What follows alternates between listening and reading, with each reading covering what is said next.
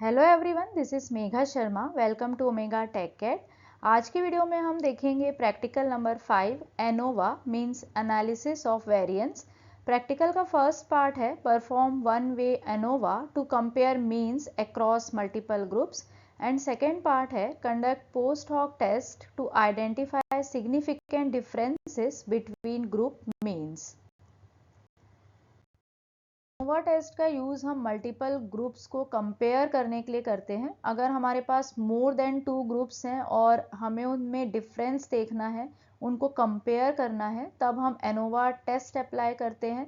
क्योंकि अगर हमारे पास सिर्फ 2 ग्रुप होते हैं तब हम इजीली वहाँ पे टी टेस्ट अप्लाई कर सकते हैं, पर मोर देन 2 ग्रुप्स के केसेस में हम मल्टीपल टी टेस्ट अगर परफॉर्म करते हैं तो टाइप 1 एरर के चांसेस इंक्रीज होते हैं। तो instead of performing multiple T test हम एक सिंगल टेस्ट परफॉर्म करते हैं एनोवा, और सिंगल टेस्ट में हम साइमल्टेनियसली मल्टीपल ग्रुप्स को कंपेयर करते हैं।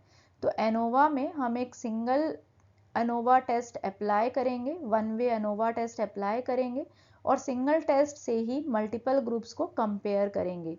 यहाँ पे हम पी वैल्यू कैलकुलेट करते हैं। अगर p वैल्यू लेस देन 0.05 आती है, जो कि हमारा लेवल ऑफ सिग्निफिकेंट होता है, लेवल ऑफ सिग्निफिकेंस हम यूजुअली 5% लेते हैं, मीन्स 0.05। तो टेस्ट परफॉर्म करने के बाद अगर हमारी p वैल्यू लेस देन 0.05 आती है तो ये इंडिकेट करता है कि हम नल हाइपोथेसिस को रिजेक्ट कर सकते हैं। यहाँ पे हम नल हाइपोथेसिस लेके चल रहे हैं कि all the means of all groups are equal.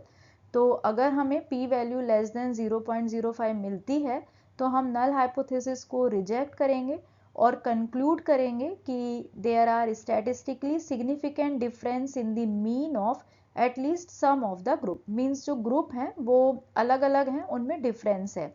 अब जब हम एनोवा टेस्ट अप्लाई करते हैं तो उसके बाद हमें एक पोस्ट हॉक टेस्ट भी अप्लाई करना पड़ता है, जिसका नाम है टूकीज टेस्ट, टूकीज HSD। ये हम कंडक्ट करते हैं जहाँ से हमें पता चलता है कि ग्रुप्स में किस तरीके का डिफरेंस है। तो पोस्ट हॉक टेस्ट हम अप्लाई करेंगे to identify which specific groups differ from each other.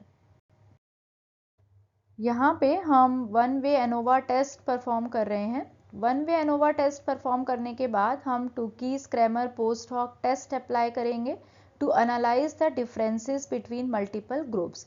तो फर्स्ट स्टेप में हम डेटा प्रिपरेशन कर रहे हैं, मीन्स हमारे पास 4 ग्रुप्स हैं।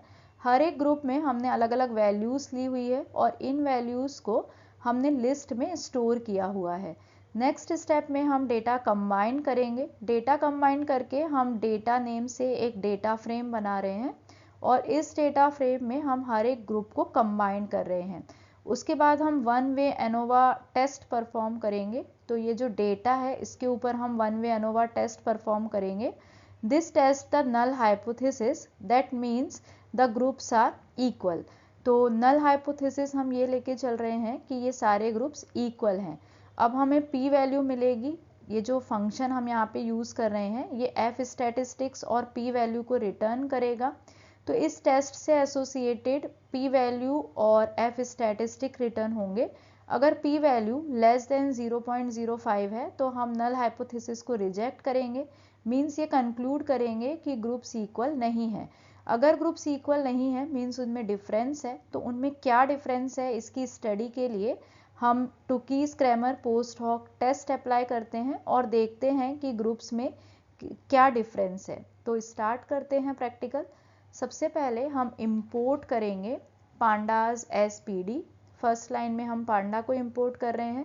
सेकेंड लाइन में हम इंपोर्ट करेंगे scipy.stats मॉड्यूल, क्योंकि यहाँ पे हम साइंटिफिक कंप्यूटिंग करने वाले हैं। यहाँ पे हम जो टेस्ट अप्लाई कर रहे हैं वन वे टेस्ट, वो हम इसको इंपोर्ट करने के बाद ही अप्लाई कर सकते हैं। उसके बाद हम पेयर वाइज टूकीज HSD इंपोर्ट करेंगे। HSD का मतलब होता है honestly significant differences. Next step में हम ग्रुप बना रहे हैं। तो यहाँ पे हमने लिस्ट डिफाइन कर ली है। हर एक लिस्ट में हमने न्यूमेरिकल वैल्यूज ली है। उसके बाद हम डेटा फ्रेम क्रिएट कर रहे हैं। डेटा फ्रेम का नेम हमने डेटा लिया है। यहाँ पे हम हर एक ग्रुप को कंबाइंड कर रहे हैं। उसके बाद नेक्स्ट स्टेप में हमें one way ANOVA test perform करना है। यहाँ पे हम फंक्शन यूज़ कर रहे हैं f_1 वे, जो कि 4 ग्रुप्स को एज अ पैरामीटर लेगा और यहाँ पे रिटर्न होगा f statistics and p value. तो यहाँ पे 4 ग्रुप्स एज एन आर्ग्यूमेंट लिए हुए हैं और ये रिटर्न कर रहा है f स्टैटिस्टिक्स और p वैल्यू को। उसके बाद हम प्रिंट कर रहे हैं f statistics and p value. तो रन करेंगे तो हमको यहाँ पे p वैल्यू पे ज़्यादा ध्यान देना है। p वैल्यू अगर लेस देन 0.05 मिलती है तो हम नल हाइपोथेसिस को रिजेक्ट करेंगे। तो यहाँ पे हम देख सकते हैं f स्टैटिस्टिक हमें मिला है और p वैल्यू जो है वो बहुत क्लोज है 0 के और बहुत लेस है 0.05 के। मीन्स अब हमें यहाँ पे टुकीज HST टेस्ट परफॉर्म करना पड़ेगा। ये पोस्ट हॉक टेस्ट है जो हम एनोवा के बाद अप्लाई करते हैं और यहाँ पे हम 2 आर्ग्यूमेंट्स ले रहे हैं, वैल्यू ले रहे हैं और ग्रुप ले रहे हैं। उसके बाद हम रिजल्ट को प्रिंट करते हैं। तो यहाँ पे हम कंपैरिजन देख सकते हैं। तो ग्रुप वाइज हम कंपैरिजन इस टेबल में देख सकते हैं। तो ये पूरा कोड है वन वे एनोवा टेस्ट का। F statistic, this value indicates the ratio of the variance between groups to the variance within groups. A larger F statistic suggests that the means of the groups are more different from each other compared to the variability within each group. P value, if the P value is less than the chosen significant level, it suggests that there are significant differences among the group means.